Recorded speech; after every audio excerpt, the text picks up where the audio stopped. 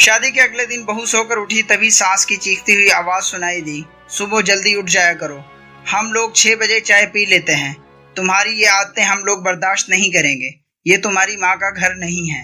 بہو نے کوئی جواب نہ دیا، اپنے کمرے میں گئی اور ایک ڈائری، پین اور 2 بیگ لے کر واپس آئی اور کہا، ساسو ماں، یہ وہ لسٹ ہے جو شادی کے پہلے آپ لوگوں نے میرے گھر بھیجی تھی، آپ ملا لیں، کوئی چیز کم تو نہیں؟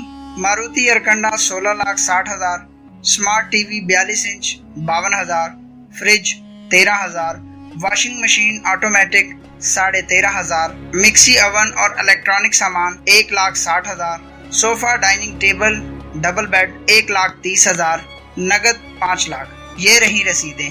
آپ لوگوں نے اپنے لڑکے کی قیمت لگائی، میرے والدین نے قیمت ادا کر کے میرے لیے شوہر خرید لیا۔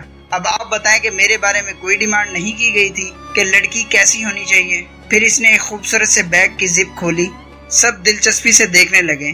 ساس نے پوچھا، اس میں کیا ہے؟ بہو نے کہا، میرے والد نے یہ ریوالور دیا ہے اور کہا، بیٹی تم یہاں تھی تو تمہاری حفاظت میرا فرض تھا، اب تمہیں خود اپنی حفاظت کرنی ہوگی۔ ساس نے اپنی بے ترتیب سانسوں پر قابو پایا اور جلدی سے کہا، بہو تم ابھی سو کر اٹھی ہو، کمرے میں چلو، میں تمہارے لیے چائے بنا کر لاتی ہوں۔ سلام پہنچے۔